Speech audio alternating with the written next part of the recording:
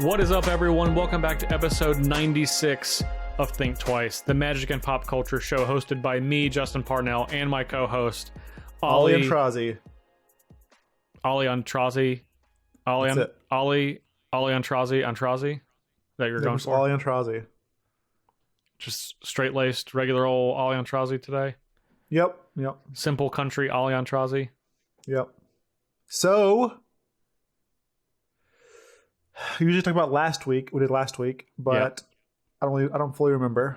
Great. So instead, I'm going to talk about what did I do last week? I don't know, because I have 1 day free. Usually, I spend it just sleeping. Well, what all did day. you do today? Why don't we just go back to today? Today. Do you remember anything from today? I do. Yes, I actually tried D&D for the first time. Okay. And it was really convoluted, extremely complex. I had to so I picked a half elf sorcerer because my teammate was a warlock. Half elf, half what? That's my race. Half breed, half elf, half human. Okay. Because it had night vision and some other traits that I liked. But anyways, you have to keep track of everything.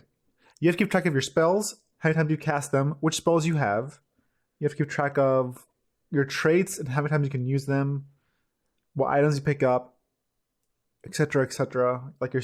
Your rolls, and everything takes a roll, like initiative, attacks, taking damage, and it's just it felt like a extremely complex Eye of the Storm, chaos, whatever commander game.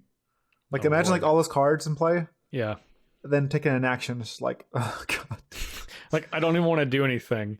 Too many things are going to happen when I try to do something. It's just so much. It's just so much to take in and learn because and it's the memorizing that bothers me because I don't memorize everything and there's so much stuff. There's so much. It's just absurd. I've never played Dungeons and Dragons. I never have either. I try. I mean, I'm not even sure I've played. You were just there. We killed 4 zombies. Okay, that's good. That's a good start. We went to a room, and I just examined the room. I picked up some necromancer book, and then by that time I had to leave.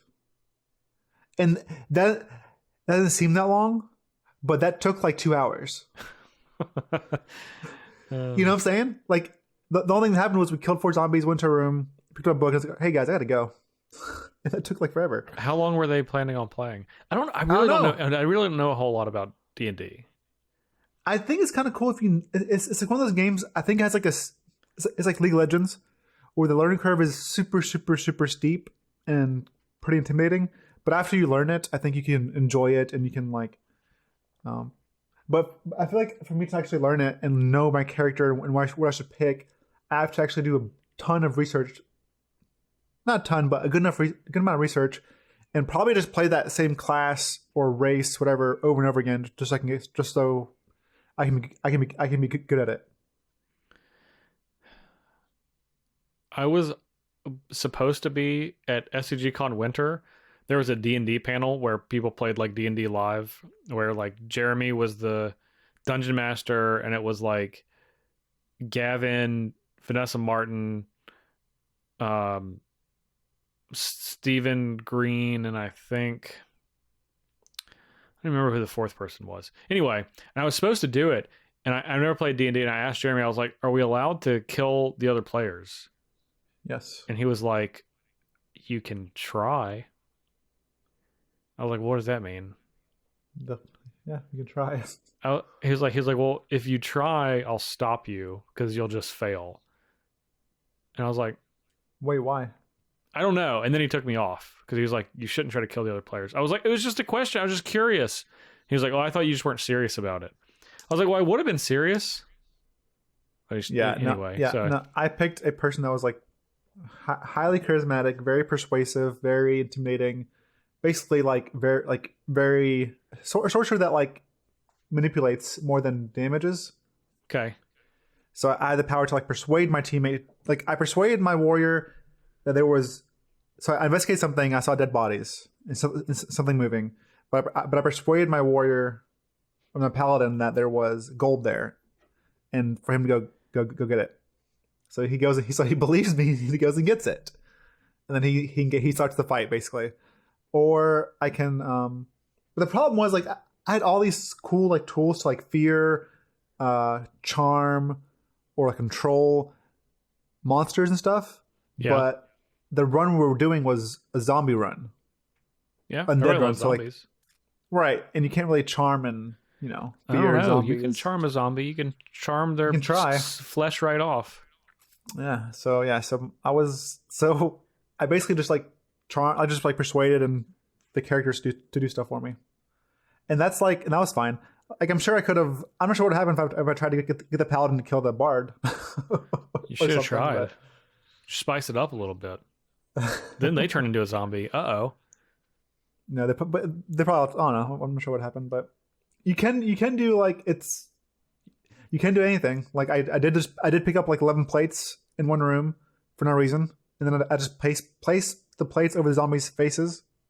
Just after we killed them. Wow, how'd that feel? You feel satisfied? It felt great. Yeah, I felt like I was like leaving something. Leaving your mark.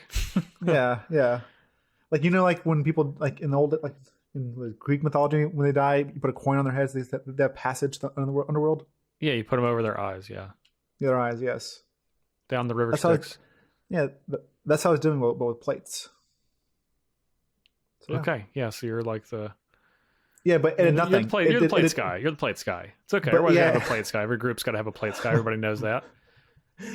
But it did absolutely nothing. So, but still, YOLO. So over the last weekend, I traveled down to Savannah, Georgia, to go to one of my cousin's graduations. She graduated with her master's degree in speech pathology, which is pretty awesome. And during that time, I actually spent quite a bit of time in Charlotte. I know this. The Charlotte airport. Okay. And that's why you didn't know, because I got there and my plane was supposed to leave. I was supposed to have like an hour and a half. I can't think of the word. Layover. Hour and a half layover. And then by the time I get there, it's been pushed back an hour. And then it gets pushed back 30 minutes and another hour. And ultimately, I ended up staying there for like 6 hours. My plane leaves at 12:20, like that night. So had I just known, had they just told me, which of course is never going to happen, I would have been like, hey, by the way, I'm in Charlotte. What day was this? This was on Thursday. Yeah, I could have came by, got some food. Yeah. Or something. I mean, I could have just literally, if I would have known it was that long, I could have just left and come back. But nope. So I just answered, I just stayed in the airport and did an AMA on Twitter, where I actually answered like 40 questions from people, which was kind of fun, but nice. Not as fun as not being in the airport and just getting to my destination. I agree. And then the next morning for the graduation, there was massive traffic issues. It took us an hour and a half to go 3 miles, and we weren't able to see the graduation. Wow. This is Georgia Southern University, their health and medical degrees. And that sounds terrible. Yeah, probably about 20% of the people that were trying to go to that graduation actually made it. It was miserable. Wow. Yeah. That sounds miserable. I'm sorry. Yeah. Props to Savannah for being a sweet city. Slops to American Airlines and whoever decided all of the graduation related things for Georgia Southern. But it was nice seeing my family, so that was a lot of fun. We played some board games, hung out, felt like the old person. My cousin's 24, all of her friends are 24 and 25, so I hung out with them and just felt real old for the most part. Okay. So that was cool and made me feel even older. Nice. Yeah. I did have someone that so we were in downtown Savannah. Oh, I watched Pikachu. Hey, look at that. I haven't watched it yet. I'm going to watch it next week. Don't worry, everyone. We're going to cover it on the podcast. We just got to get through Game of Thrones, which I'm sure everyone can understand that. We were in downtown Savannah, just like walking on the street, and I'm walking, and a guy just walks up to me and recognizes me. He's like, "Hey, are you Justin Parnell?" I was like, "I am." introduces himself. We shake hands and chat for a minute. And my family and like my cousin's friends, they all like freak out. Like it's like the craziest thing they've ever seen in their entire life. Really? Yeah.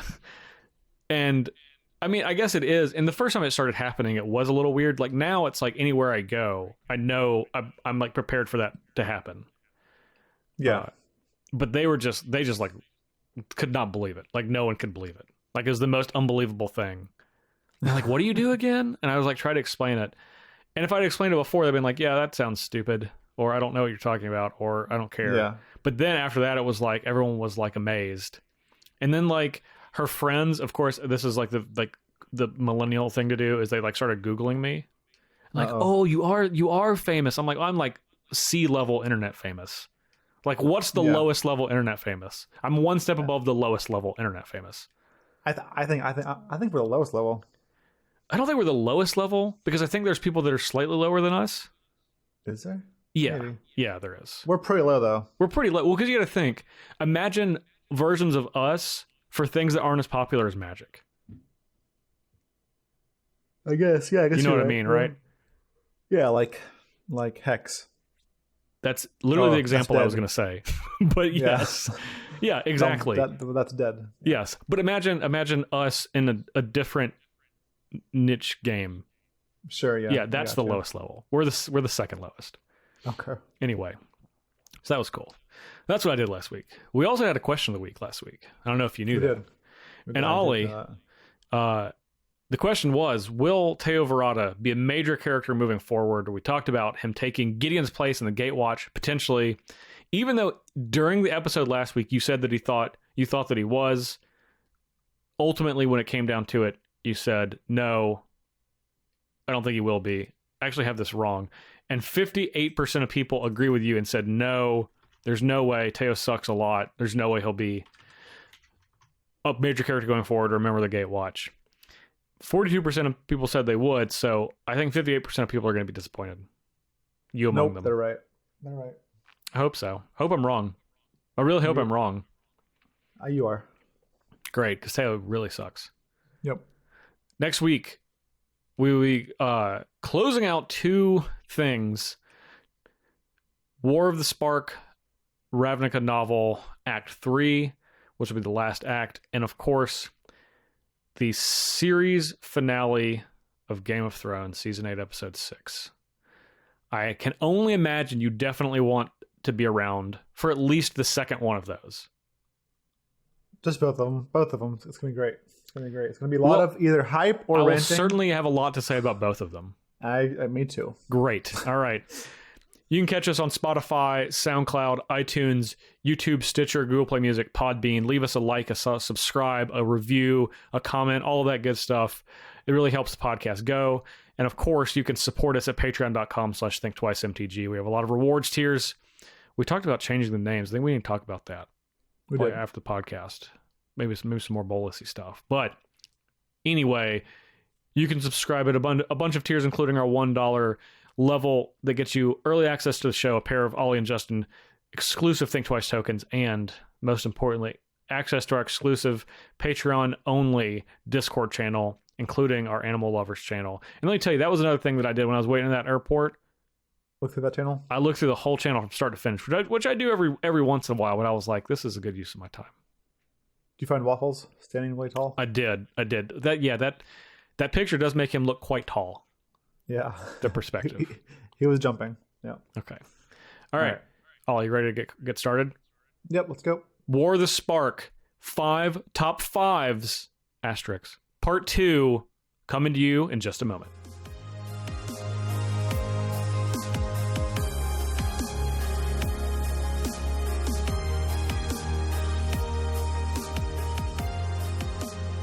I thought you were gonna say coming to you soon in a theater near you. That depends. If they're listening to this in a theater, it would be a theater near you. It would be, but it's not. Maybe. So I don't know. 5 top 5s asterisk. Yes. It's only 3. Well, it's 3 today, and we had 3 last week because War of the Spark is too total. big. Yes. Yeah. It 5 is. top 5s, except it's not always 5 of them, and there's not always top 5. Sometimes there's more, but still 5 top 5s. That's the name of the segment. That's true. That's the only thing we can promise. So I'll start because I got one that I've wanted to talk about that I maybe we should have done last week to give people more of a heads up since it's notable, Probably. but I think we're still fine. okay. Yeah. Top 5 most underpriced cards in War of the Buy them Spark. now. By the way, while we get into this, I honestly believe the price of cards, for standard at least, is going to go down because of Arena. Like, I find myself not wanting to buy cards, not needing to at all. Like, maybe it's just my head, but that's what it feels like. Because a lot of these cards feel super, super cheap. Like Tamio was $3. I don't think that it's Arena. If it's Arena, it's because more people are buying product. The more people, get to think, the more people that are opening product, the cheaper the cards are going to be. War of the Spark, in theory, should actually have some pretty inexpensive cards in the ratio to their power level, because this set's going to get opened more than any other set in history. Like, I can say that without any concern. And this is after coming off the heels of Dominaria last year, which also broke that record too. But I mean, this is, obviously this is an incredibly special set. So top 5 most underpriced cards. I have a couple of things that I wanted to discuss that are not on the list. Number 1, not appearing on this list, is Karn the Great Creator. I don't think this card is underpriced. However, I believe this is one of the best cards in the entire set, not just for standard, but for all formats. And this card is not underpriced now, but it's at the appropriate price, and this card will go up in the future. It's going to take a little while because, like I said, this set's going to get opened a lot. But that's a card to look out for. They're expensive right now, so I'm not putting like a $10 or $12 card on this list unless I thought it was going to be crazy. But if you ever feel like you want to play with that card, you can safely purchase them. They're not going to go down. It's being played in literally every format. Yeah, literally every single format. The format seeing the least play in is standard. So that should tell you something. Yep. Number 2 honorable mention thing. A lot of people have seen how awesome the Japanese Planeswalkers look. Yes. These Planeswalkers are so outrageously overpriced right now. Unless you absolutely feel like you have to have them today, do not buy them. Do not buy them. Maybe in a month or 2 months. War of the Spark is a standard legal set.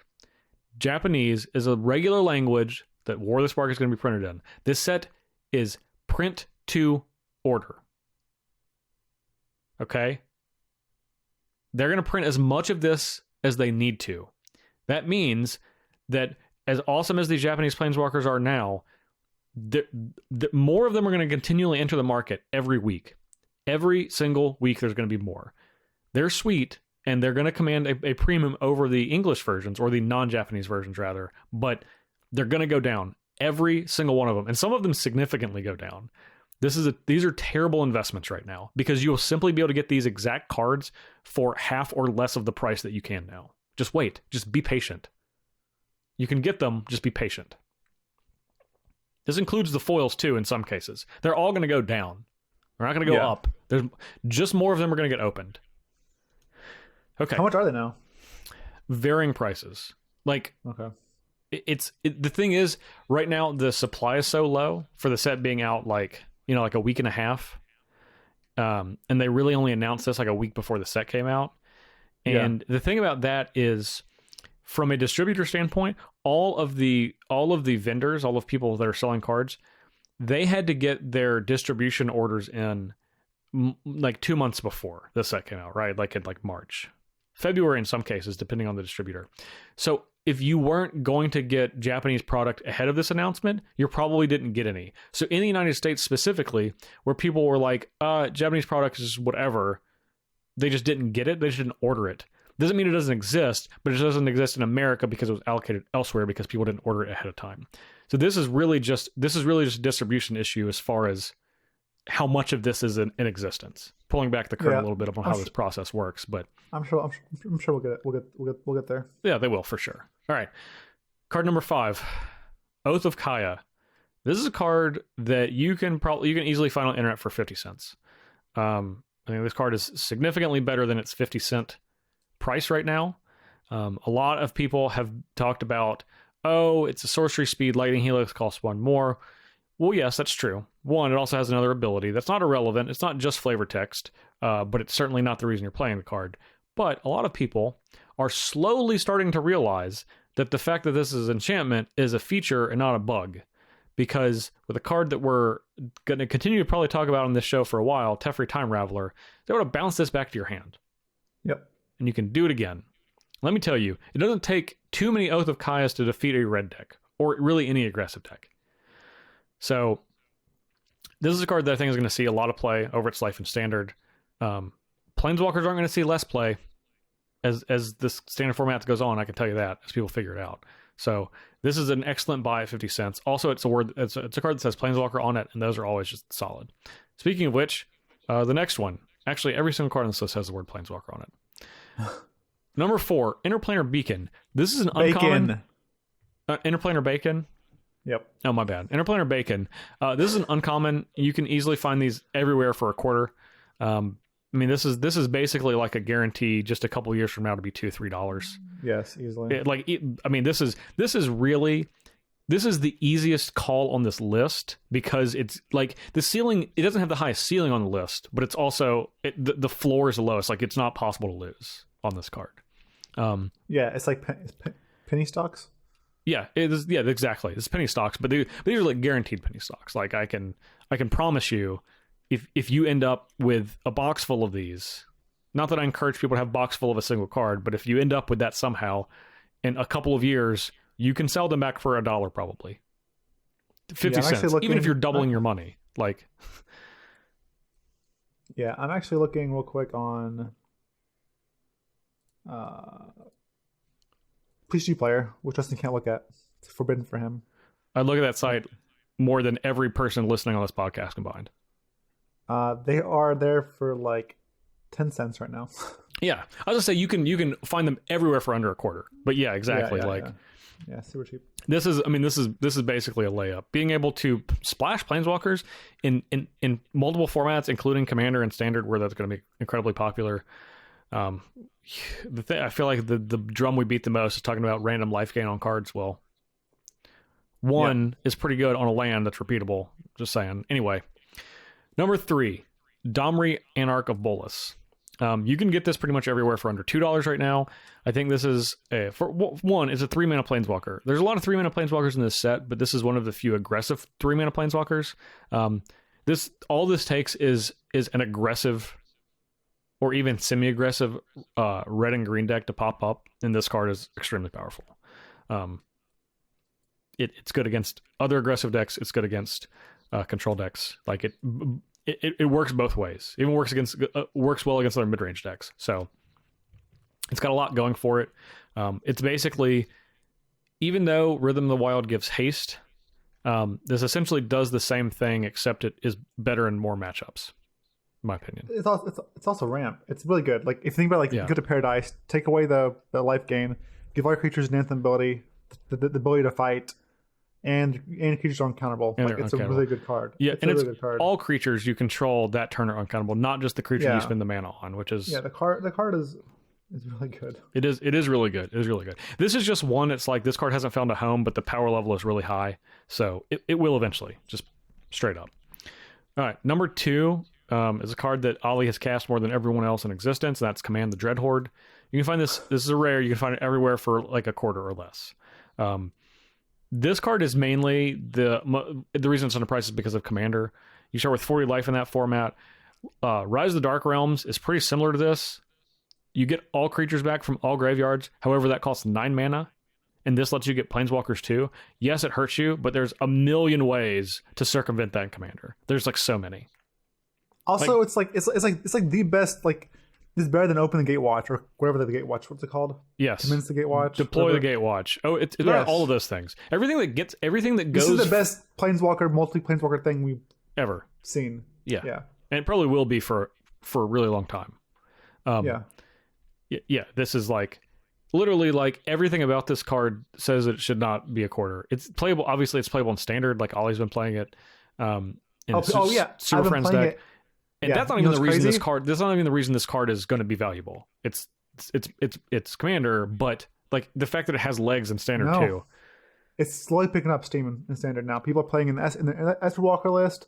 They're like, oh my god, this card's so good! I can't believe we just discovered it. No one was It's like, playing it. Literally no one. I'm the first person to ever read the text on this card. Yeah. Yeah. I was playing this before it was legal in Arena. So so this card, and I agree with Justin. This card's absurd. The fact that you get creatures is just disgusting. Yeah, that's like a bonus for this. Honestly, like for Commander, Rise of the Dark Realms is an expensive card. It costs 9 mana. This costs 6 mana. I understand you take damage. Does not matter. You get 40 life in Commander. You get 40 life. Yeah. Also, you have a million ways to gain life. If you have this in your deck, you're just like, I just want to gain 40 life. You could literally do that. It's incredibly easy in black on its own. So, this is. If you need these for Commander, like literally everyone's listening should just buy a playset of this card. Just go and buy one right now. Yeah, I'm actually buying all these cards, multiple of them. Yeah, these are just as we're talking. Like, he's right. Yeah, these are all just layups for like, and honestly, I could have gone on more than 5, but I felt like these were the most important 5. Okay. Number 1 card, and this is the card that has impressed me the most out of this set. Not because I think this is the best card in the set, but from the time that I read it to now, it has grown on me the most. Is Narset Parter of Veils. Yep. This card is incredible. This is going to be a staple in every constructed format for the foreseeable future. It's an uncommon. It's $2, which is like, I think it's the most expensive uncommon in the set. The reason for that is it's one of the best cards in the entire set. Period. Not just for standard, not just for modern, legacy, vintage, Commander, everything. Cards. It's literally it's seeing play over Commission Sight and Standard, and that is kind of that should say something. I don't know. This card is insanely good. This is a, even in its time in Standard, this card in a few months is going to be double its price. So if you want them, just get them now. Just go ahead and buy it. It's not going to go down. This is one of those things where it's like, oh, Justin, you just talked about how much the set's going to get opened. Yes. However, everyone's going to realize they need 4 of this card. And I'm not talking about want. I'm talking about need. If you play a constructed format, you're going to need 4 of this card. If you how many do you think you play of her? Or not play of her. How much do you think the cap is? Do you think 250 is too high? To buy, you can find them for under $2, and I would just buy them for under $2. You can find them if you look. It's possible. Okay. I'm looking, but I'm not finding them. I see 250. Okay. 250. You can probably I would. I'm sure you can find them for $2. Either way. Okay. Honestly, 250 is fine because if you need the card, this is okay. This card has already seen more play in formats than Fatal Push did from Aether Revolt. Fatal Push was $5 pretty much its entire life in Standard. How much is it now? Fatal Push, I think it's $7. Okay. It did get reprinted in pre-constructed decks and has a promo at this point.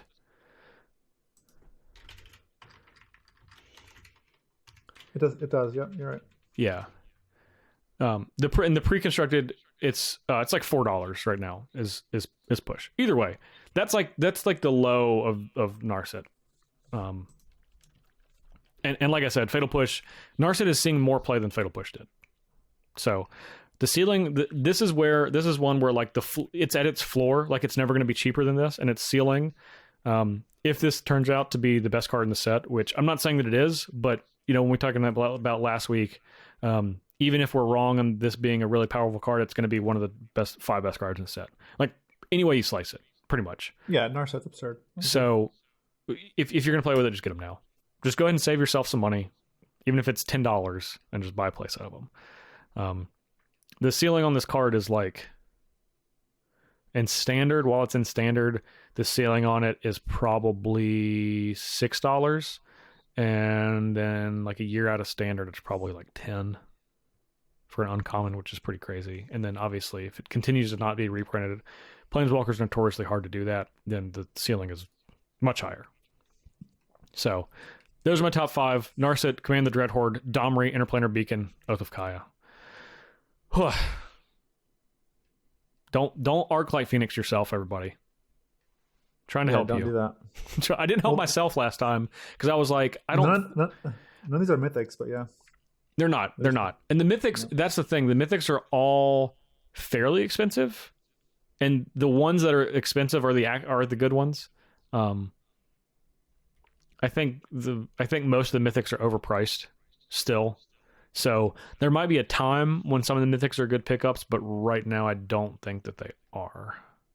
So I'd probably stay away from the mythics unless you can feel like you can get them for like well under retail, but it's got to be like a lot under. Yeah, there's nothing crazy. There's no arc like Phoenix where it's going to be 10x. It's going to stay at 10x the price that it is when I talked about it. But anyway, next up, what do you want to do? You want to do your specialty or my specialty? You can do yours. Okay, save the best for last. I get it. Yeah. Top 5 commander cards. Number 5, Feather the Redeemed. Whenever I talk about top 5 commander cards for sets, I don't generally put legendary creatures because legendary creatures, while are very sweet and are pretty impactful in their own right, because obviously you build decks around them, they're fairly narrow to the format themselves. So Feather is a very notable inclusion because while it's incredibly narrow, it is a Boros commander that is pretty much unlike any other Boros commander we've ever seen before. And that's really important because red-white is arguably the worst color combination in the entire format. Because it doesn't do many things. You're playing dumpy mid-range decks or dumpy control decks, but you don't have any of the good dumpy cards to make your dumpy deck good. So it's just dumpy. Feather, however, wants you to play a completely different game where you're playing a lot of little cheap cantrips and little ticky-tack spells where you can get really sneaky and do some like combo-oriented stuff that's still creature-related. So it's still aggressive, which is what Boro wants to do, and it just makes a lot of cards really interesting. It's definitely the most unique red-white commander that I've seen people build decks around. So it gets to the number 5 slot. 4 is an Ali Aintrazi card. However, I can promise you this one's going to be great in Commander, and that's Casualties of War. I see that there. Yeah. Casualties of War is Decimate. It's the modern day Decimate, except you don't have to have every target. And in Commander, you're always going to get 4, and you can frequently get 5. So for 6 mana, this is a steal. Black-Red has gotten a lot of that type of stuff. Like we got Windgrace's Judgment recently, last year. And then Casualties of War, it's like you're just pot-shotting a bunch of little stuff. So it's a great time to be a Golgari player. Number 3, the card I talked about in the last segment, but Command the Dreadhorde. For all the reasons that I said, this is going to be a great commander card. Number 2 is D-Spark. D-Spark is pretty narrow, kind of, except in Commander it's not really. D-Spark is great for the same reason that the Disdainful Stroke is great, which is a card that I think is really underplayed, because Disdainful Stroke, in most cases, just says counter target spell for 1 and a blue. And D-Spark just says exile target permanent for black-white, in most cases. So harder to cast, but kind of better than. Well, I'm thinking about compared to like Vindicate, right? Yeah. And this is like an instant speed. It's, I guess, closer to Anguished Unmaking, except you don't lose the 3 life, and it costs 1 less. So removal is great. Versatile removal is always fantastic, and I think this is just if you're playing black-white, this is a auto inclusion. And I don't like saying auto inclusions, but you'd have to have a really good reason not to have a black-white deck or a deck that has black and white mana and have this as part of your removal suite, because there's not many things that are better that get as many things as this. Number 1, a card that can go in the most decks of anything, and that is Karn's Bastion. putting counters on stuff is really important. And putting counters on players is even more important, especially in Commander, when you have experience counters, energy counters, poison counters, and then all of your +1/+1 counters on creatures, which are very popular. Obviously, that's a good theme that people like to do. And then Planeswalkers, like, this is a card that's going to make into a lot of decks. I'm putting it in 2 of my decks. Right now I have 4, but I'm working on a 5th deck. The card just seems sweet in general too. Like even like if you want to help, if you're doing two-handed commander or anything really. Yeah, it's a great. sweet. Well, I mean, Proliferate's a great political mechanic. One that people don't give enough credit for. You can be like, hey, you want to counter? Man, the things that people will do in a commander game for one more counter on something. Well, even the XP counters, right? Like those. Oh are yeah, important. yeah, it's a big deal. Yeah. Being able to play politics with your Carnage Bastion that you can just do every single turn, and it's a land. That's great. It's a great card. Anyway, all right, Ollie, it's your time to shine. All right, top 5 stand art cards. Got it. Number 5. This is probably become a surprise. I think it's the best finale in the set. That's Finale of Promise. Really? Which is the red one. Yeah. And the thing is, because you can very easily just cast it for 4 mana and get a huge effect from it. Like being able to copy Lightning Strike and Chart a Course for 4 mana. Yeah, that's pretty good. It's just a lot. It's just really powerful. It's the best one that you don't need X equals 10, right? And then, like, if they ever do print, not ever do, like, if we get a Sorcery Speed burn spell that does, like, 3 damage, you can just, like, if they print Lava Spike, or even a 2-mana one that deals 4 damage to a player, and that's it. Finale Promise, like, copying that with Lightning Strike is, 6-7 damage for 4 mana. That's a lot, especially since it's split. Also, Finale Promise casts said spells, so it's really good in Arclight Phoenix deck, or any deck that cares about your spells being cast, even like a 1,000-Year Storm deck, or even like Rawl, Rawl is a Viceroy. It's more pings. Anything that cares about casting or whatever. Rawl doesn't care that much because it casts or copy, but still, it's the best one where if X is a small amount, it can still be devastating. Yeah. I mean, I don't really have a retort. I want to disagree that it's the best finale, but those are a lot of really good points. Definitely. So yeah, I think once. So I'm just gonna say okay. I think it's just hard to figure out the right balance of which sorceries and instance you should copy. I think this is the most surprising card. Like that card is the most surprising. I think the rest should be like, okay, yeah, that's right. Number 4 is Ugin the Ineffable. He's just a very generic walker, and he has the best plus ability of a walker that I've seen in a very long time. Being able to make a 2/2 that is also card advantage. It's like draw a card and make a 2/2 all in the same thing. And then his minus is just Vindicate essentially on whatever you want. Yep. And I'm not even including his passive.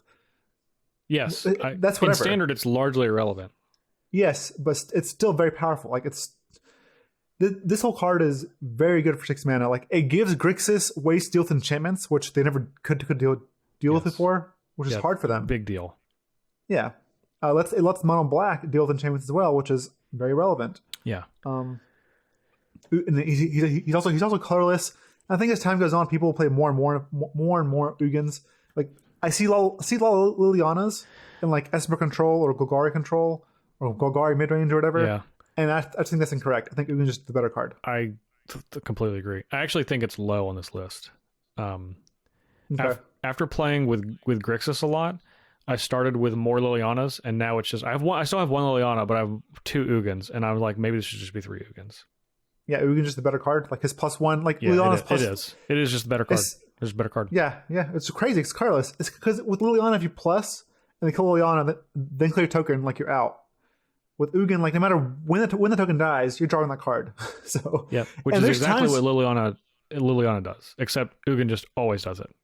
Yes, and there are times that your opponent's actually scared to attack you because they don't want you to have that card, whatever it is. Yes, like, it's crazy. Regardless if Ugin's around or not. Yeah, and the reason he's 4, I think, is mostly mana cost. He still costs 6. You can't just jam 4 or just quickly jam 3. Yeah, it's usually like a 2. Yeah, that's where I am in my Grixis deck. But yeah, it has been the most Narset's been the most overperforming card, but Ugin's been the second most overperforming card. Anyway, I'll let you continue. I will say, if you ever have 10 mana and you go Ugin minus kill something, you can play your second Ugin minus and kill something because the second one only costs 4, which is really sweet. Yeah. Anyway, number 3. Number 3 is a Sorin Vengeful Bloodlord. This card is just super underrated. When it's first revealed, I ranked it highly, but even I still did not rank it as high as it should be. The fact they can just reanimate twice, at the very least, and it gives all your creatures lifelink on your turn is extremely relevant. Like his plus ability is weak, but that minus is so powerful. It doesn't really matter. Strong though. I'm telling you, the reason Esper Hero or whatever you want to call it, the reason hero decks are really good now has a large part to do with obviously all the multicolor spells, but Sorin is just like you basically have like 8 heroes in your deck. Or you know what sucks? When you have like a board wipe or an answer to that stupid Thief Sandy, but they have a Sorin on 6 loyalty. It's like, well, I can kill it once. Can I kill it again? Or again? Twice. Yeah. Twice more. Yeah. And he's just a great card. Even reanimating something against like Bellhaunt. Blitzka Bellhaunt, if you want, is powerful. And then this is going to sound silly, but for 4 mana you can plus. He goes to 6, and then all of a sudden your 4 mana spell can reanimate something that costs 6 or less next turn, and that like is valuable. It's just very valuable. I'm sure you can also do some silly things too with Sorin. You can play Bells and Lock with Sorin as well, which is cute, but it's also powerful if you get it going. Bells and Lock will basically heal you when it comes into play because he has lifelink instead of dealing you damage. Well, it's at parity. It's even. Yes, but still, you get a 6/6 that draws you. You get a 6/6 trampler, yeah. Flying trample with a bunch of extra cards. Yes, yeah. Good. Sorin's my number 3 card. Yeah, you don't have to sell me on Sorin. I've played this at the Marty Aristocrats deck. It's an incredible card. Yes, if you just have like a couple creatures in your graveyard, it's a great card. Yep. Or just one. Yes. It's often great when you just have one. Yes. Because one then cool celebrant, one hero, they have anything. to just keep killing that creature. And over Sorin and over. Continues to go up in loyalty at a pretty high clip. Yeah, +2 is a lot. It's a lot. Yeah. Starts at 4, goes to 6. That's a big deal. Yeah. I agree. All right. Next one. Or especially if you're being like Lazarus type Reaper, that card's actually really good too. But anyways, number 2. Number 2 card that's for standard. For standard. I mean, it's probably good for everywhere, but it's probably higher. It is a little higher for non-standard. But Narset Parter of Veils. Justin was hyped about this card. He told you about how good it was, and it's an underpriced card. The card is just people are. I play Arena a lot. Okay, I play it a lot. I can tell you, Narset just shuts down a bunch of random cards that you just don't really expect. And on top of that, it's actually replacing Chemistry's Insight, which is a very powerful tool in Best of 1 because it lets you pitch like dead cards in the matchup. But it doesn't matter because Narset is just like Impulse twice for 4. Like it's just Impulse, and it sticks around. And the fact that it sticks around is so good for you. I honestly do not believe this card should stick around after it goes -2/-2. I think it should die. You have to kill it, or when you need to draw cards, you won't be able to kill it. And that's the worst. if they're able to go -2, and then you have to kill it, and then play your card advantage card like Hydroid Crisis, Yeah. it is terrible. Like you basically dead. I've had this card has caused the most concessions Yeah, it's on obnoxious. Arena. It's an obnoxious card. Like I've had games where I played Narset, and my opponent like ignored it for a turn, and they're playing Midnight Reaper. I untapped and cast Cleansing Nova. They drew 1 card and lost like 6 life because of Reaper, but they couldn't draw more than 1 card. This card's really good. It's going to be super annoying. Like right now, people are sleeping on it. And they're like, okay, this card's pretty good. As time goes on, I promise you, this card is going to get more and more annoying. Number 1, hate to say this, but I call this one in my set review, and it's still the same. It's Deathray Teferi Time Raveler. He is just an obnoxious card that shuts down a bunch of things with just his passive. Like your opponent can't. Like there's one time where I had Nova and my opponent had unbreakable formation, and with Teferi out, they can never cast formation in a good way. Like if I cast Nova, they can't respond. And just the fact that this shuts down opposing control decks, and it's at the sweet spot where it's 3 mana, so that it can be desparked, which is very relevant. It's also 3 mana, which means on the play you essentially get to time walk your opponent. Like if your opponent plays a hero, you can time walk them. Search for Ascanta, time walk them. Yeah, Search for Ascanta is that's the backbreaker. Chromatic Lantern, blow them. Like it's a treasure map, bounce it. And then the fact that, hey, you know what? You can just play this, then minus it, just draw a card. No targets. And then on top of that, you can minus it like Parnell was saying on your Kaya, on your whatever card you want to buy back. Your Basilica Bell Haunt. Yeah. It's just a very obnoxious card that is going to, like Narset, as time goes on, it's going to get more and more annoying. Like, I promise you, Planeswalker deck will play this, Esper will play this, Esper Hero will play this, mono white weenie splashing blue will start playing this. There's like all the decks will play this. Like I think it's maybe slowly started catching on for mono white, maybe not yet, but this stops like fogs happening on your turn. It stops opposing to fairies and cleansing Nova on your turn. So you know how we said that that Domri has an ability that says +1 creature spells can't be countered this turn. Yeah. This says your spells are uncounterable. Yes. Yeah. Yeah. And you can also buy back like your history Benalias if you want to, like make 2 tokens, bounce history, draw a card, replay history, 2 more tokens. Yeah, it's terrifying. It's just a really good card, very cheap, not very cost restrictive because it's 2 colors, which is actually better. So yeah, I'm sorry, but we're gonna see a lot more Teferi Time Raveler. Yeah, we'll actually see Teferi Time Raveler a lot more than Teferi here Don Maria. Well, it's yeah, probably so. Which is cost 3 mana. Cost 3 mana. This was one of the rare cards that when Ollie and I both independently saw this card previewed, we're like, this is the best card of the set, right? And we're both just like, yes. Yeah. Before the set was done, we're like, this is probably going to be the best card in the set. And it's been the best card in the set. Yeah. That passive is so good. Like, I've wanted to play Teferi Mage of Zalfir in Modern before. Well, now you just play this instead. It's just way too restrictive, too blue. But yeah, this card is just that card, but better. Way better. Yeah. All right. Yeah, exactly. That's it. That's our top 5s asterisks. All done. War of the Spark. A lot of cards. A lot of cards we talked about. Okay. We are going to take a quick break, and when we return, we're going to dive back into War of the Spark Ravnica, Act 2.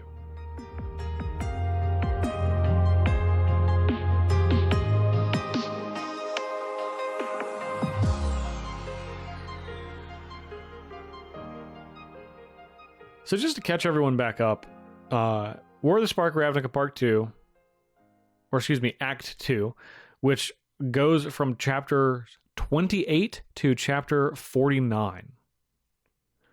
And we covered chapter 1 through 27 last week, and next week we will finish up the Act 3, which is chapter 50 to whatever it ends at, and then we'll give our final thoughts about the story and what have you. But for part 2, Act 2, Ollie, would you say this is this was your favorite writing of any book or novel? Yes. That's what I thought. I thought you would just so completely good. turn around. It was so good when I could stop reading. That was the best part. I actually have to trudge through this book. I have to, like, when I'm reading it, I have to, like, I don't want to read it.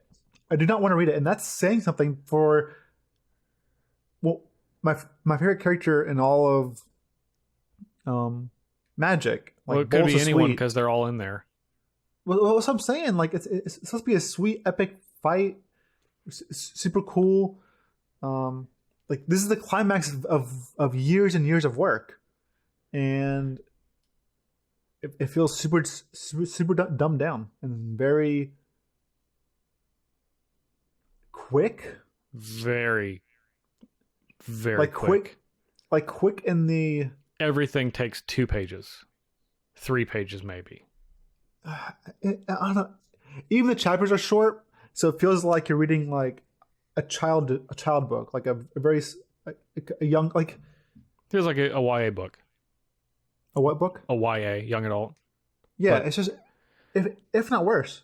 Like, I've read some very good young adult books. This Oh is yeah, just, for sure. I have too. yeah, and this is just not even that. It's just worse. It's like, it's bad. Well, It's just I mean, bad. I don't mean YA is bad. I'm just saying that's Yeah, the I genre know. that I think this falls into.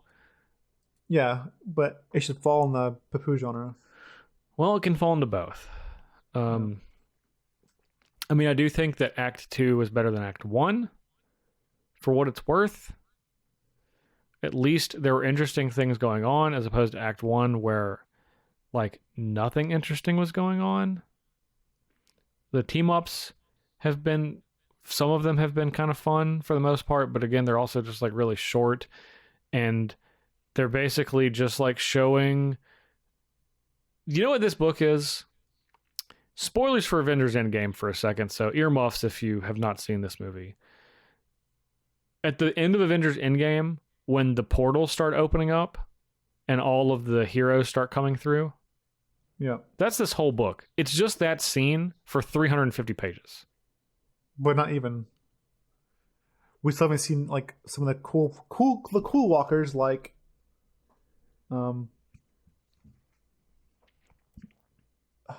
like Ashiok. Or, Yeah, we have not seen Ashiok. That's actually a character. I'm like, where's Ashiok? Yeah, Yeah, no, but and what we give the Wanderer is very, like, meh. it's like, also okay. like, if the name of the character is the Wanderer, you have to name the card. I get that. The character in the book shouldn't be named the Wanderer. It should just not have a name. Yeah, That's moronic. Just don't call it the Wanderer. Just describe the character. yes. Hey, Yeah. Wanderer. Don't say that. That sounds dumb. Like, read this shit out loud.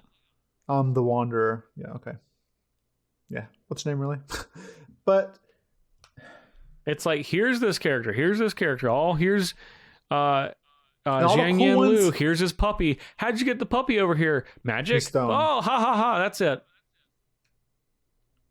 yeah, it's just, and even then, like, the cool ones aren't thrown in. Like, like, regardless. And then we see Sora and Nahiri. No, you don't see them. You hear about someone seeing them up Yeah. on the roof fighting, but it's literally a throwaway line and that's it. Yes. Characters that it's are like- significantly more interesting than 90% of the characters in this book. Yeah. And they're like, oh, we can't bother to get them to help us.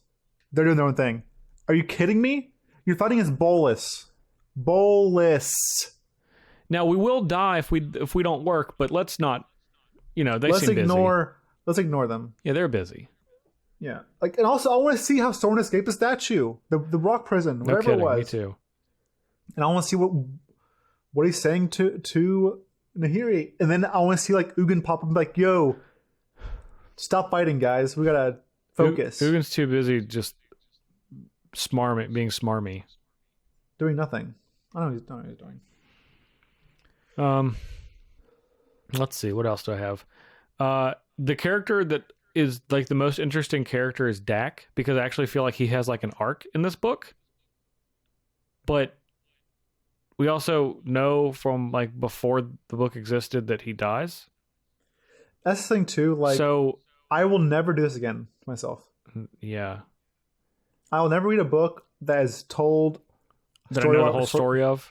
Yes, it is just so.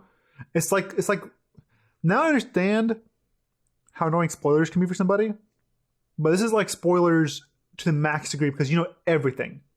You know everything. You know Soren and Nahiri are fighting. You know they're going to defeat Bolus because of the card prison realm. You know how everything just happens. You know Nemizet dies but reborn because of Nemizet Reborn. Yeah. And it's just so like, you know everything, and it's like, okay, maybe the book, like they're selling this book because, you know, it might have like, you know, when more in depth or interaction of these characters. Yes. But it doesn't. It doesn't. It's literally what you saw. Like, you saw a story with Wizards, how they spoil the cards. You're like, okay, I want more. I want more in depth, and I want to see what's going on. You don't get that. It's literally the same thing. Literally the only thing that you get that adds anything is, in my opinion, just Dak. Like, that's the only thing that I think is notably different. And you're forced to not bond to him because he dies. Because you know that he dies. Yeah. Exactly. But it's like you actually see him have a character arc where he's like, I really want to stay out of this, but I know it's the right thing to do, but I just don't know if I want to do it. Like, you get I do think like there's a couple of good moments when it's just like, where he wants his instinct is to run, and even when he has a chance to run, he just wants to run. Even when the Immortal Sun, he sees Planeswalkers, as soon as the Immortal Sun vanishes, that Planeswalkers like getting out of there, and he's like, oh my gosh, like everything is telling me to run, but it's not the right thing to do. And he's like fighting this for the entire book. And the shitty thing is we know he dies. We know he dies at the end. I haven't got to that part, but I know that happening, so like this arc doesn't mean anything because I know exactly where it ends. Well, also you can't feel bad for him because like you know it's gonna happen. So like it makes you automatically. I don't care. I just care less. It's like talking to that girl that you're interested in, but you know there's a 0% chance of you getting together at all. So you automatically start cutting any sort of ties or emotions or anything because it's just 0%. Like he's gonna die. So why would I get invested? Why would you get invested? You don't. Yeah, it's frustrating. Everything just moves so fast. The character we didn't know who they were, Hakara, they came back and they're real quirky. So sure. There's that. And if Mizzet comes back when all the guild leaders are like, "Yep, we'll do this," and then bites Kefnet off screen and then like falls from the sky, dies. Yeah, does Mizzet die? I don't know. He comes back to life, doesn't say anything, defeats the one-armed Kefnet, then falls to the ground. Yeah, that's it. That's it. That's where it ends. But. And that's kind of where, and that is kind of where it ends. And I don't know. I felt like I was really negative last week, and I'm trying to find positive things. So you know how oftentimes movies are made out of books, right? Like the book is the source material and they make a movie. And then people that have read the source material see the movie and they're like, this is a little disappointing. The book was better. And you can say to people, oh, if you read the book, you're going to get a lot more out of this if you liked this story. And most of the time, that's true. In this case, there's the book and then the cards are the movie.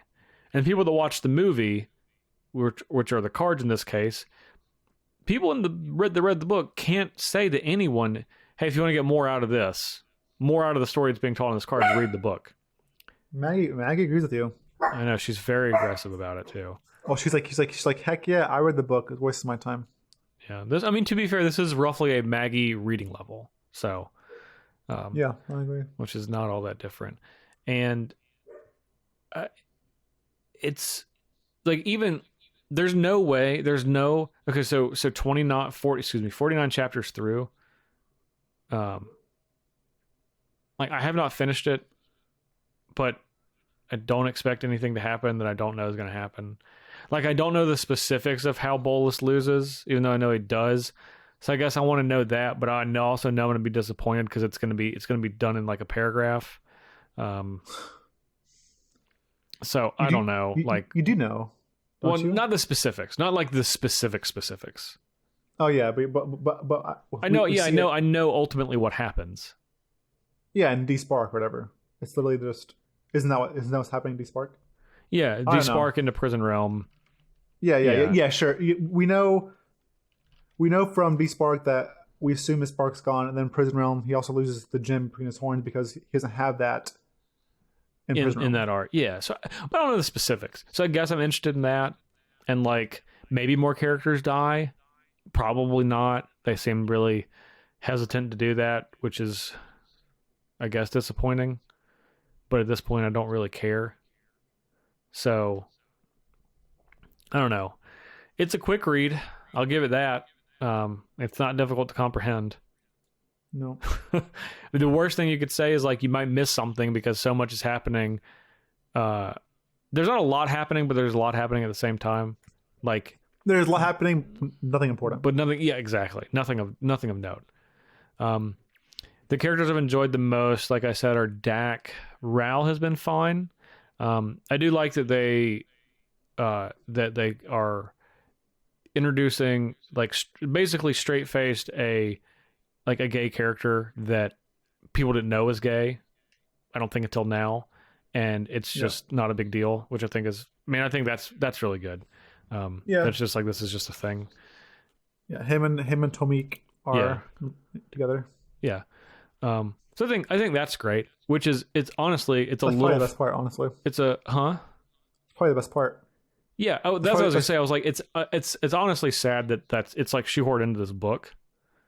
Rather than like I kind of just want to get like I would rather just see like a story that had to do with them and explore their relationship more than get like little snippets of it in here. But I mean it's still, I mean, that's positive representation, which I definitely appreciate.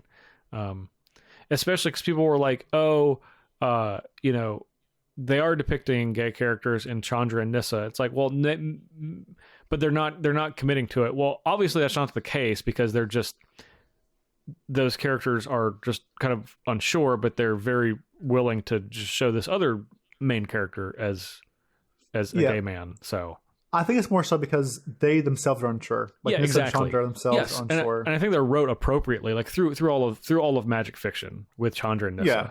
Where Rawl is not unsure. He knows what he likes and who he is. Yeah, he knows who he is. He's comfortable with himself and is confident in himself. So yeah, so that's exactly how he's portrayed in that case. And I think that part is great. Like not everything. The characters are not all terrible. I just think that the architecture of the story and how it's written is not good. Like it's just a lot for a short time, and like you said, like you just don't. I feel for none of these characters.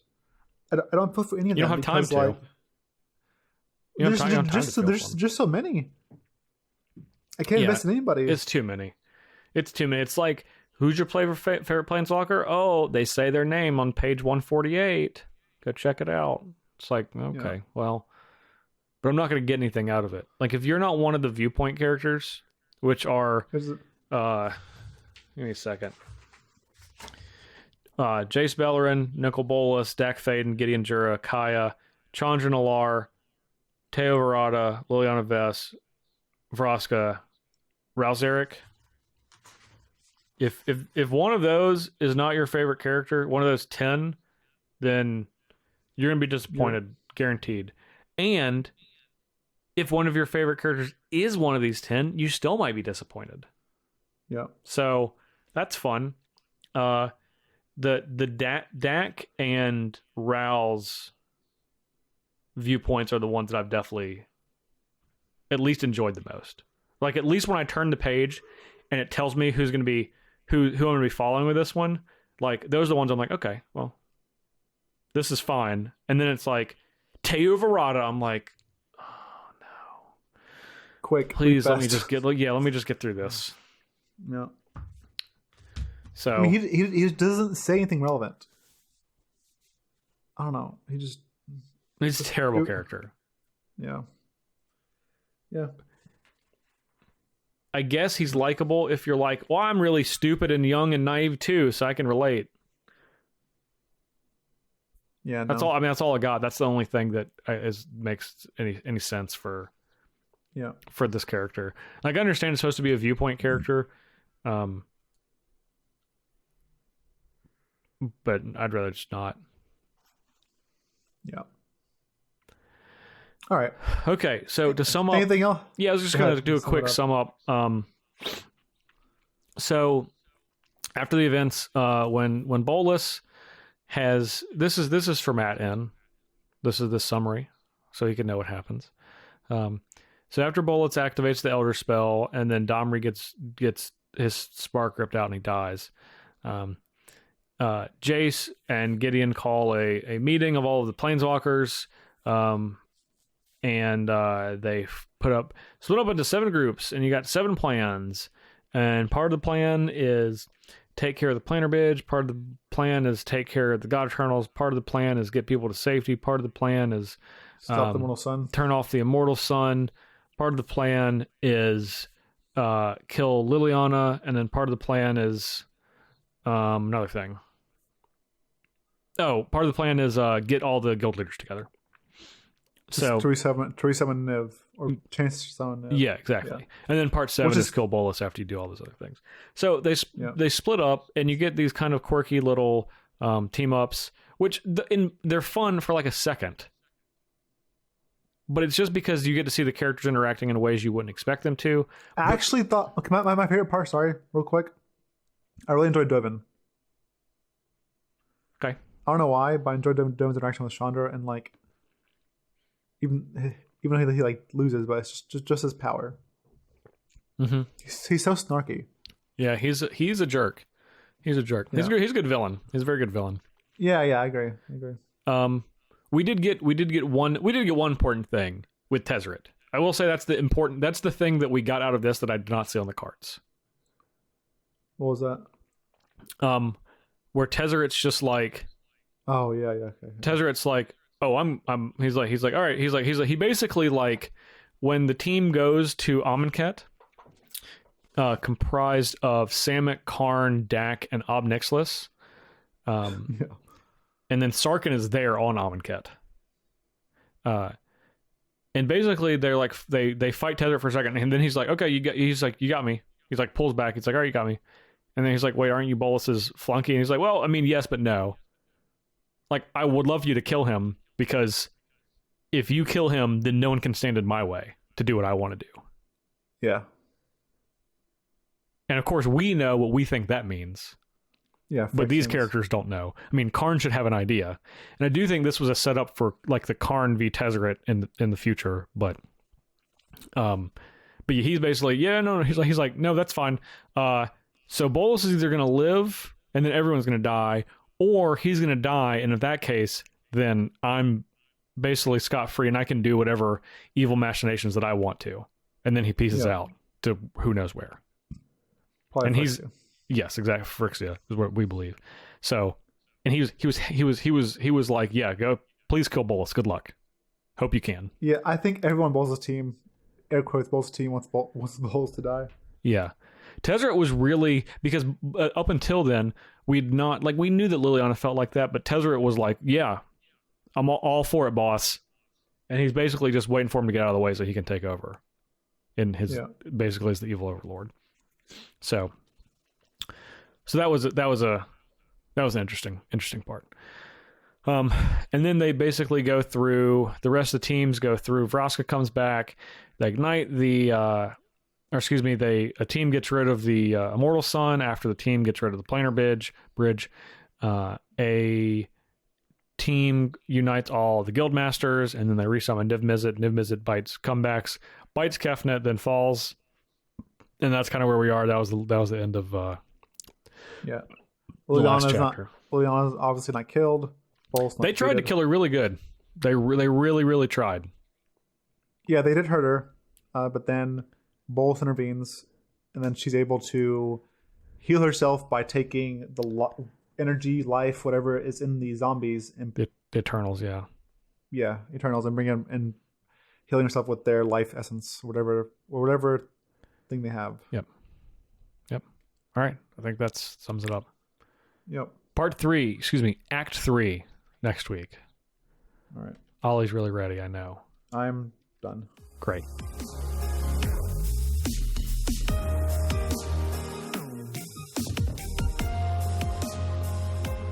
All right, let's go ahead and put up a spoiler warning. This is for Game of Thrones Season 8, Episode 5. We literally can talk about this on spoilers, so we're just going to go in. Boop, boop, boop, spoilers. Spoiler warning, beep, boop, beep, boop, spoiler warning. Boop, beep. Okay. You've got the boops and the beeps, and now you've been told. Well, it's heating up on the continent of Westeros. It is heating up. That is correct. So I'm pissed at Jaime's arc. So upset at Jaime's arc. It's like we did all these things, gone through everything for nothing. It's like being in a relationship. Someone cheats, and like, I'll never do it again. I'm going to change, and they're changing, and you actually believe them. Then they do it again. It's just like, wow, I hate you. So, yeah, he just goes all the way back. He has sex with Brienne, then makes her upset. Goes all the way back to Cersei, and just dies with Cersei. Yep. And it's just like, okay, you threw away that was cool. 7 seasons of character development. And he was the one that developed the most of anybody else. Every single character. Jaime was one of my favorite characters. He's one of my 3 favorites. Mine too. And just dumpstered him. In 2 episodes. Very fast dumpster. Oh man, and it's disappointing. Like, I was just like, what are you doing? Like, look, it's okay for him to feel like that, but he has gotten to the point where he understands who he is and who Cersei is. And we were to believe, because Jaime, from what we saw, and it's not like we were just seeing the side of Jaime he wanted us to see. Like, we're the viewer. Like, he's not hiding anything from us. He might be hiding things from other characters, but he's not hiding anything from us. Yeah. Like, we got to see all of his moments where he was just with Cersei. Like, in the last season, when Cersei was going to have the Mountain, like, kill him. Because he was, like, openly defying her. She sent fucking people to... She sent Bronn to kill him. God. Like, what are you doing, man? It doesn't make any sense. Like, it makes sense. I understand that you still love her, but you can still do that, but know what you have to do, and know what is best for you and for the world. Westeros, yeah. Exactly. And Jaime knew that. That's the most frustrating part, is we see him on this journey of self-reflection and changing as a person. We actually see that. It's not fake. Yeah, he goes against her. Instead of staying with her and saying, hey, we'll let those 2 fight. Whoever lives will defeat them. It's like, nah, I'm going to go fight the undead. I'm going to save Westeros. Okay, cool. You made your side. And then he just backpedals everything. Immediately. But it's not like... Yeah. And the thing is, if the backpedaling had occurred over a season, I would buy it. If it was like 10 episodes where it's like, you know what, I can't, like, I don't think I can live without Cersei, and it's this slow descent back for him, then I can buy that. Oh yeah, yes, I agree, because that is ultimately still within him, even though he's moved past it. But now you have essentially at the very end of episode 4. To essentially the end of episode 5. So essentially over the course of a single episode, you have 7 seasons worth of backtracking. Yep. I also kind of felt a little bad for Cersei when she died. I did too. Um, I did too. You know why? Because she was the better ruler yeah. than the person that killed her. Well, not only that, she's at the very end. She's like, Jamie, I don't care if I die. I want my baby to live. You know, and I believe her because Yeah. Well, that's who her, she that is. has been Her character through and through, and like it's like dang, like. And the thing is, like, she had that chance though. She had that chance of Tyrion tried to tell her multiple times to, hey, do for your child, do for your child, do for your child. But I still felt bad at the end. I feel like it was. I feel like it was like a weak ending for that character though. I feel like she should died in a, I don't know, in more of a way maybe. I actually did not mind that for Cersei. I wasn't upset by it. Like that didn't fully upset me, but I feel like I don't know. I feel like if it should have been different, just because of the prophecy, like of her younger brother killing her with arms around her neck, and end up being what was arms around her neck? Who was tugging her? I guess he inadvertently let her down there and hugged her and killed her. Yeah, I mean she's gonna die either way. She followed him, but it didn't matter where they're going. Right. But I'm saying like yeah. I understand how it relates to the prophecy. Yeah. So I actually have a different take on Cersei. I actually think that the way that she went was perfect. Okay. Because you always expected Cersei to basically go out in like a blaze of glory. Like she's going to have this glorious moment on the show where she dies, where she gives this speech before she's executed, or kamikaze her way, or is in an act of defiance for whoever has captured her, is getting ready to kill her. And it's because that's who she's been the entire time, and you have never seen her at her truly lowest point, where the only thing that she's ultimately ever cared about is her family and her children specifically. When at the very end, it's down to her and her baby, her unborn child. And she's alone in a dungeon where no one cares about her because no one even knows that she's there. And she gets nothing, no adoration from anyone, no acknowledgement from anyone. And then the only person that has actually cared about her, that's actually legitimately cared about her for her whole life, is there with her and dies with her. I mean, for her, like in that, in her final moment, she realizes that clearly, and accepts it, which is something that Cersei goes out of her way to basically, like, she's been a survivor pretty much up until this point, not just because she's alive, but because that's kind of been her MO, right? That at any cost. And at her weakest, when she realizes she can't escape, she's just like, this is, and she appreciates that she's with the person that cares about her the most, and she realizes this is the only thing that matters. No one else can see me. I'm not in the top of the Red Keep looking down on everyone. I'm literally at the very bottom. I'm below everyone, and this is the only thing that matters because nothing else is relevant. So I think it was a pretty poetic way for Cersei to go. Yeah, maybe you're right. Jamie, however, I still hate. No. Yeah, I agree. Jamie's arc was, again, I stick by that. That was just stupid. Not stupid, but just didn't really make sense. Yeah, I agree. There was one point where Arya was getting trampled, and I was like, oh my god, if she dies this way, I actually panicked. I did too. When she was like, she fell down, she getting trampled, walked over and over again, like, oh, like Jesus, this is like the worst way to die. Yeah, and this is the most Game of Thrones way to die. I thought she was dead. I thought she was dead. I really thought she was gone. She was a goner. I'm glad she didn't die, but me too.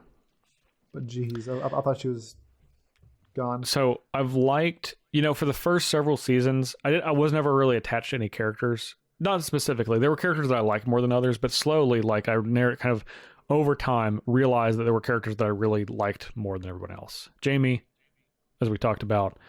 And then the other two are the Hound, who died in the only way that he would ever die, which was obviously fighting his brother, and then Arya. And now that Jamie and the Hound are gone, I I almost don't care at this point. Like, I don't really care what happens. I'm just attached to this character.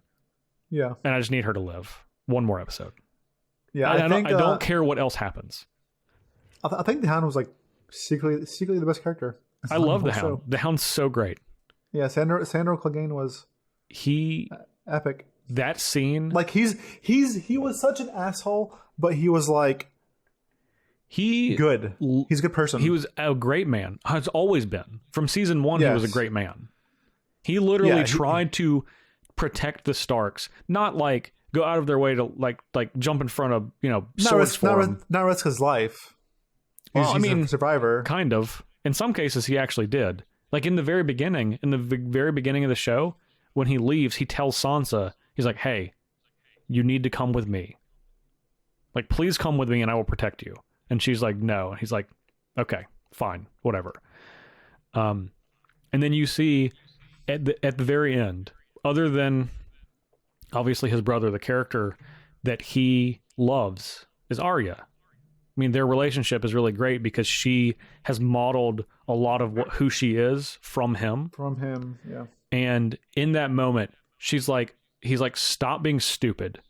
If you follow me," and he doesn't just mean if you follow me here, like up these stairs. He means if you follow my life, this is how you die.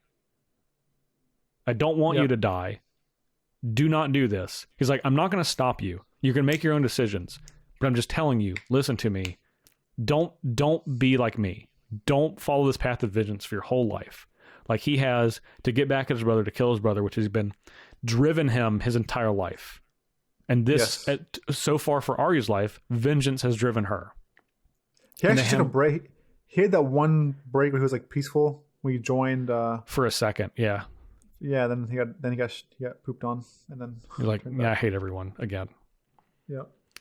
And then Arya they have that moment, and she goes, "Sandor," who's the only person that he would let call him that name. Yeah, and I think he has a lot of feelings for Sansa and Arya. Yeah, for a person that he loves them in his own way, and those are probably the only characters he actually loves. Yes, yeah, and not in a creepy way, like a no, like in a Sandor way, like exactly. That's the way he does it. And that was, my favorite pairing on this entire show was Arya and the Hound, and I think that was a perfect scene to end their relationship. I have no issues with that. And honestly, also, go ahead. You go ahead.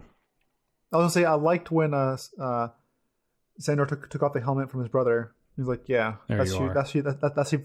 You've always been," or something. Like it didn't surprise him what happened. He's like, "Yep, that's it." Yeah, of course, this is who you are now. Yeah.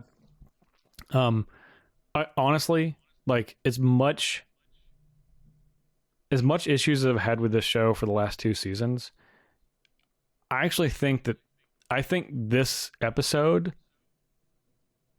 was a pretty perfect representation of almost every single character on the show, which is not something that I've been able to say for most of the other episodes. I was kind of upset with Euron. The guy got his all the crossbows were nerfed. The dragon was buffed. And then Euron swims a mile in his armor back to shore, at least a mile. He didn't really have a lot of armor on. Regardless, he didn't have much armor on.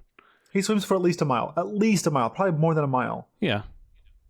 And then the first thing he wants to do is fight Jaime, one of the best swordsmen in the world. And he knows yeah, sure, he has one arm cut off, but really? That's what you want? And Jaime's like, really? Well, that's the thing. It made sense for Euron because he thinks he's smarter than everyone and a better fighter than everyone. He's calling himself a king like a bunch of times, and Jaime's just like, just shut up. Like, I don't even want to kill you. I'm just killing you so I don't have to fight you anymore. Yeah. I don't know. Euron was such a weird character. Overall. He was like a stupid, good. He was just a dumb pirate. Yeah, very dumb. But which is I did hate him, but Yeah, I hated him too. I think everyone. So- Well, I hated him, but I loved him. I think the actor was great. Yeah, The actor that got to play Euron was great, but like his character is not good. Just the actor was great. He just didn't, there's only so much you can work with. He was a weird character, but yes, I hate that character. I did at least appreciate when it's like he stabs Jaime literally through his torso, which should kill, everyone but the Mountain on this show. Maybe the Hound if we're being stretching. And then he keeps talking. No, he stabs Jaime. Jaime doesn't talk, but he stabs Jaime. Stabs Jaime. Yes. Yeah, and then Jaime gets up and he's leaving, and as Euron is dying, he screams. He's like, "But I got you." And that's what I'm thinking. I'm like, yeah, how is Jaime not dead? Yeah, well, I think he's giving Jaime a mortal wound that Jaime's gonna die. Oh, yeah. I mean, I don't know how he wasn't dead then, and that's why Euron was equally as confused. He was like, why are you not dead? He's like, I got you. I killed you. You should be dead. Yeah.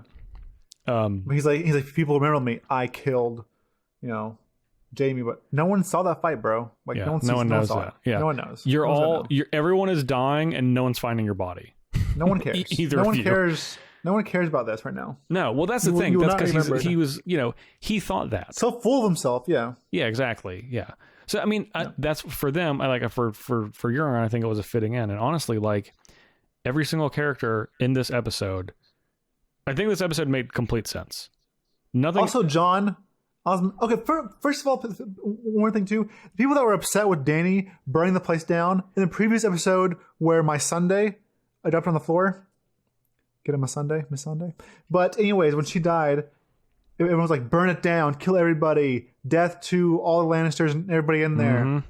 And then this episode, she's like, and then this episode, she's like, okay, well, guess what, guys? I'm gonna kill everybody, everybody in this stupid city. And then everyone has that Pikachu face meme. It's like, oh my god, she did that. Oh my god, I can't believe she did that. The thing that she's been doing and talking about. Also the thing that you wanted her to do last episode after Missandei died. That's what you wanted, but when it's happening, you're just like, okay, I'm wrong. Wait a second, hold on. I didn't realize you're going to kill everyone. Yeah, exactly. And I think Jon just pushed her over the edge. Jon is an idiot and just pushed her over the edge. I disagree. Well, I don't disagree that Jon was an idiot. But he pushed over. He's the one pushed over the edge. I don't think so. Disagree with that? I do disagree because I think anything would push her over the edge. She was waiting for something to trigger her. Dude, no, everyone betrayed her. She literally sat on the top of that pillar on Drogon, waiting. She literally waited until something made her mad enough to decide that she was going to do it. Even though she knew this is the person that Daenerys Targaryen has been since season 2 of this show. She's not changed. No, but it was after Jon, man. After Jon, she was like, she's blaming everyone else. She blames Sansa for Varys dying. No, but dude, yeah, but she goes in to kiss Jon, and Jon's like, he backs up. Yeah. Yeah. And then she's like, all right, I guess if no one will love me, I'll have to rule with fear because you didn't. Yeah, but that was it. That was like, I think Jon maybe could have done something like if he like. Okay, we're gonna blame Jon for Daenerys deciding to literally burn thousands of people out of cold blood. I'm mad at Jon. I mean, I'm mad at Jon for not taking action well before this. No, I'm mad at Jon for denying Daenerys. How are you gonna tell someone, dude? How are you gonna tell someone? Over and over again, I love you. I love you. I don't want to be king. You're my queen. I love you. I love you. I love you. Blah blah blah blah blah blah blah blah blah blah. And then when it comes time to show, like, hey, I need love right now. Like, I'm kind of my weakest moment. I kind of need you. And he's just like, nah. That broke her. Like, that was like, obviously it's not. Jon did push her over the edge. Like, she's the one that stuck him in the act, and she's the one to blame. But nobody helped her there. Like, Tyrion betrayed her. Varys betrayed her. Also, how many ravens do you think Varys sent? Enough. Or spiders? I think he sent enough. Is the answer. Poor Varys, man. Poor Varys. He was like the one. He's the only true good guy. Again, that's what I said last week. I was like, the only person that's always acted for the betterment of the realm is Varys. He pays for it. Destroyed him. Big time pays for it. Okay, so 2 people that I had issues with in this episode. Jaime, which we discussed. Number 2, the only Lannister that's alive, Tyrion. Dude, what are you doing? Not only is that probably your best friend, but you also know that he's right. His best friend. So why are you literally getting him killed? Why? What is the reason? I don't know. Because he believes in her? I don't know. He doesn't, though. They even have that moment where they talk about it. He doesn't. Like, they had that moment last week. And Varys is still like, it's okay. I forgive you, or whatever. And it's just like, he's Varys, just like, man. he's like, I hope I'm wrong. Hope you're right. Hope I'm wrong. And he's saying under his breath as he's getting toasted by that dragon, he's like, but I'm right. Yeah. But, I mean, look, that scene itself proves that he was right, man. I mean, just that scene. He's been right. Look, that has been Daenerys' MO the entire time. This is the perfect example. You're not making an example of anyone. You're not taking him in front of a giant group of people and being like, this is what happens when you betray me and you get lit up by a dragon. You literally took him out in the middle of the night in front of like 6 or 8 people, and you killed him in the most painful way possible. Yeah. Daenerys is a monster. She's always been a monster. This is not anything new for Daenerys. It's just that everyone's been on her side because she has dragons and she's been positioned as this hero that's going to save everyone. But that's not what her actions have said. That's just what her words have said. The whole time. Everyone's just been listening to Daenerys talk, but you're not looking at what she's doing. She's not done anything different. It's just what she is and has been the entire time. I hate Daenerys. It's driven me crazy that people have loved her. You know what? I hope people that name their children Dany or Daenerys or Khaleesi. Oh God. How you feel right now? Huh? Not paying attention. Yeah, because you thought this was a cool character. Congratulations. Can you imagine? Monka. Good luck. Anyway. Godspeed. Daenerys acted like she's always acted. Varys did. Grey Worm did, following Daenerys as really one of the only people that has been liberated from her, because he's one of the few people that has more autonomy than he had before, following her every command. John's just like, what am I doing? Jon just is like, what have I done? Yeah. How did I let it get to this point? And he realizes that too late, because that's what Jon does. He realizes he has trusted someone or made a mistake too late. He's always too late. Dude. Because he trusts people too much. He believes in the good of people too much. When other people are telling him... both told him. Yes. Both come on, man. And Varys told him. Yeah. Everyone told him. Everyone that could tell him told him. Yeah. Yep. Even Tyrion talked to him, I think, didn't he? No? I think just Varys did. Okay. Tyrion did not want to, specifically. But just, again, everyone was who they always have been in this episode. And what was she doing at the end? Like at the end there, she was literally just killing innocents. She just lost her mind. I don't think she's lost her mind. I think this is literally who she's always been. I think she was looking for a reason. Well, the bells kind of made it seem like she was going mad. The bells were ringing, and like you saw her like kind of almost like dizzy or almost like spelled. Obviously, she wasn't spelled or anything, but it made it seem like she was like she went crazy at that moment, like as if the bells themselves like drove her. Okay, whatever. So, talking about this episode from a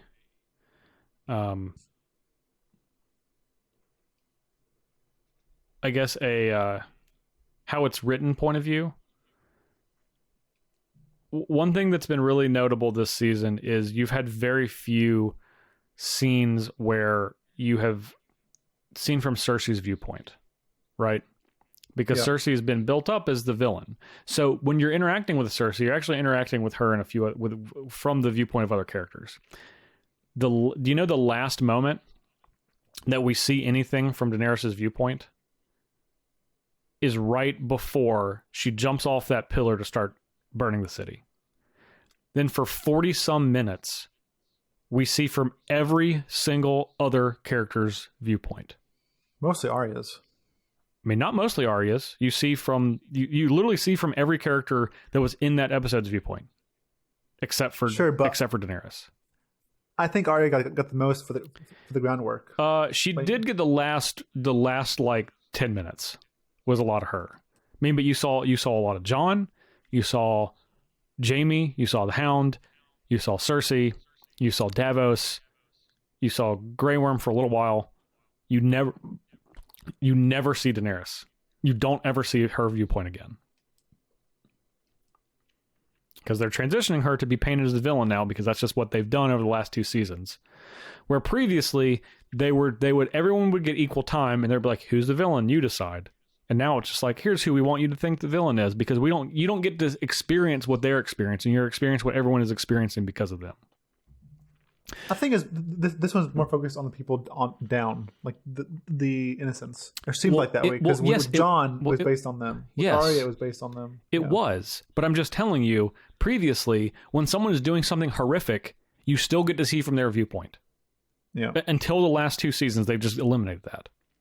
Like if they're positioning someone in a particular way, you stop seeing from them for the most part. What happens next? Do you think Jon Arya kills Cersei? What now? Sorry, not Cersei. Do you think Arya kills Dany? No, I don't think Arya gets to kill Dany and the Night King. It's too many high level kills. She's still missing the green eyes. I don't think that matters. Let's ignore another. I think she's killed plenty of people with green eyes. Probably. Yeah. But sure. There's no way Dany gets it. So there's no way Jon gets it. I don't know. I have no idea. You have no idea. I don't have an idea.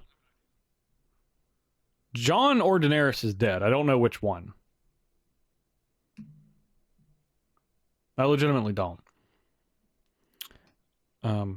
Okay, so I have two more notes on this episode. Sure. I did like I said, for the most part I really liked this episode. I had obviously issues with Jaime. I think Tyrion was a moron, but otherwise I think everyone else was portrayed pretty well. And despite them shoving a lot of plot into this episode where this could have been multiple episodes, but that's just not how it's been working recently.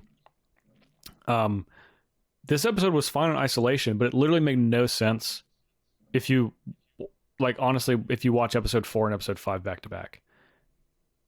Like, how are you going to tell me that, first of all, Daenerys did not need more than one dragon? That was clearly plenty of dragons to go around to do what she needed to do. Yeah. And yet we have this whole thing where they're going and like trying to do a peace treaty deal, and then like they're flying over before they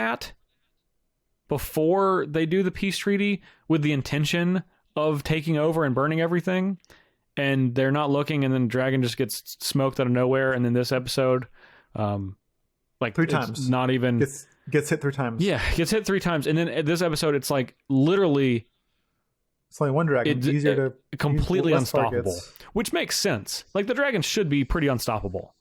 So I don't have an issue with this one, but like it just made everything that happened last episode nonsensical. Like none of it makes any sense. Like the character, all of the character motivations make less sense. The action scenes make less sense. I don't know. It's just like that's the thing that's been frustrating over the course of the season is the consistency doesn't make sense, which makes me think that they wrote this episode first, and they wrote the Battle of Winterfell episode, and then they filled in the rest around them. And they're just like, how do we get from point A to point B? Let's figure it out. And if it makes sense, then great. And if not, then whatever. It'll be cool next episode. Also, what happened to, like, you gave us this huge arc of Arya learning her power of being able to change faces. You gave us this arc of Bran learning his Raven powers. No, that's all gone. Yeah, like what? Yeah, like what is that? That's all gone. They've given all that up. She hasn't once used it. Neither has Bran. Like Bran is Ward. She used it. Did she? Yeah, that's how she killed the Freys. Not this season. Well, no, not this season. That's what I mean. Oh, you don't even count. Brand doesn't count. He went into a little like a Raven. A raven, and he flew around for 10 seconds. No, well, he was warging longer than that. Yeah, and that's he was warging. Like, we just didn't see anything. Yeah, like what are you doing? Nothing. Yeah, we're losing all of that. All of the cool things that were happening in this show, those are all gone. So we kind of just have to look at what we have in front of us, which is very little. It's so upsetting. It is because, upsetting. It's very upsetting. Like Arya's, like that trait seemed awesome with Arya, like the many face, and that's it. Like and things like it's not like, okay, you know what? Maybe we should use them in the next 5 episodes. Nope. There's literally 1 episode left. It's like, okay, Bran will use his powers, maybe later in the season. There's 1 episode left. There's no way Arya uses her powers. Bran uses his powers, and the thing is, like, there's so much to solve, and it's gonna happen quick because there's 1 episode left. Yeah, too short. Too short, but all right. Well, this podcast, it's a long one, ladies and gentlemen. It is. As usual, I feel like every time we have Game of Thrones, we go long. So, yeah. Okay. Anything else, Parnell? No. On season 8, episode 5. Next week, War of the Spark novel, Act 3, final episode of Game of Thrones, final episode forever for Game of Thrones. You definitely will not want to miss it.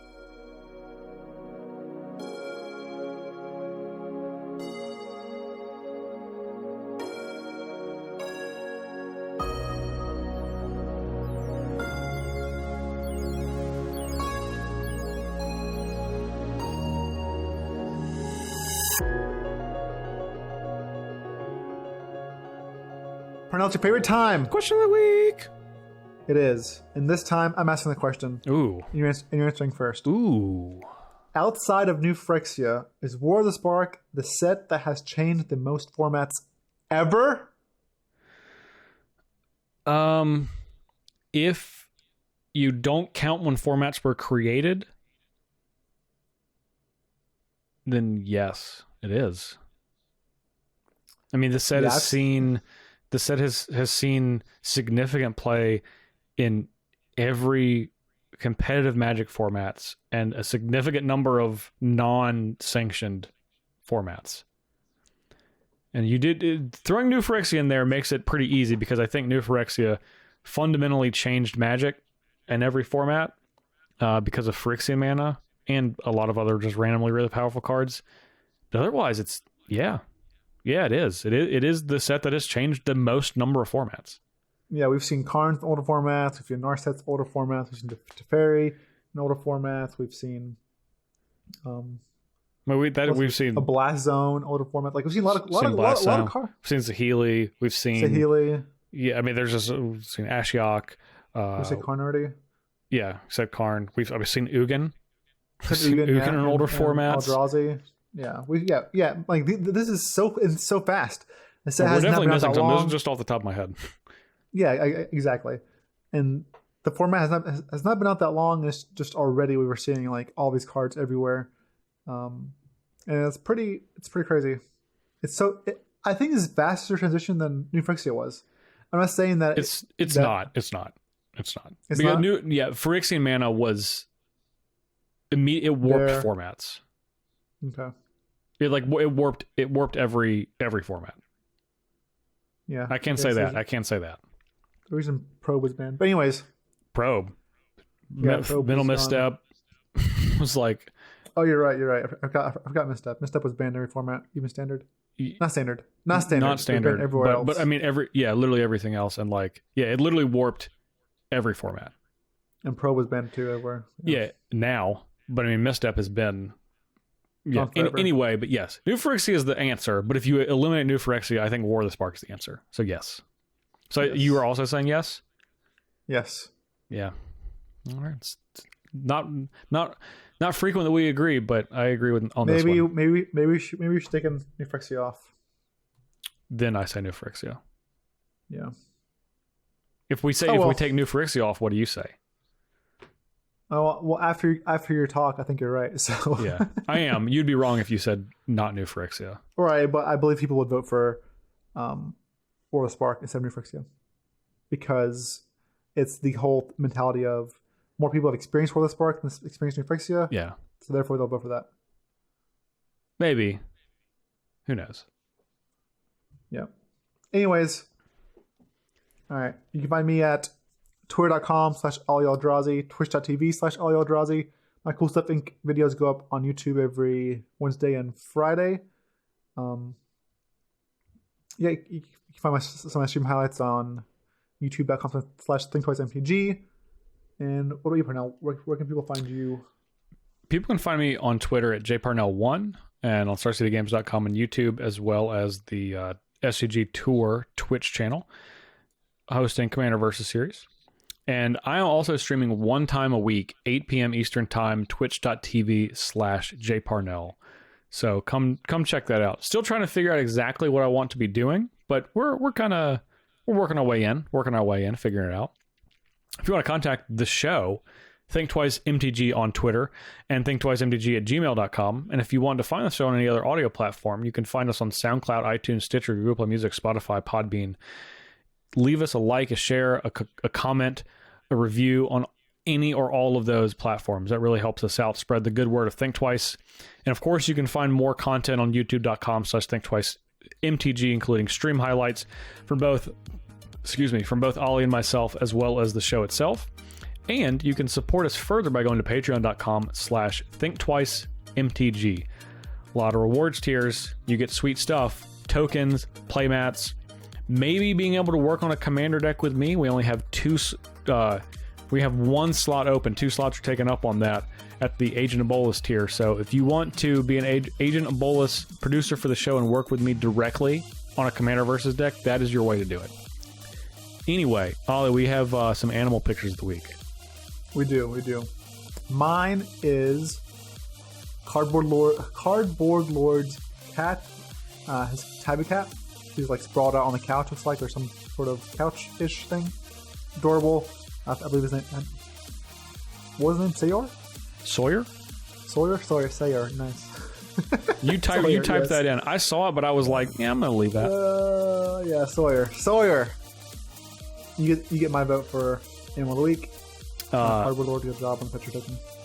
My selection, man. There's 2 cats this week, which I think is a first. Never happened. Yeah, I think this is a first. I like cats. I do like cats, but I love dogs. Ollie and I both love dogs the most, but I love cats, especially very soft, fluffy, and nice cats. And Slingo looks like they have the softest, nicest, fluffiest cat.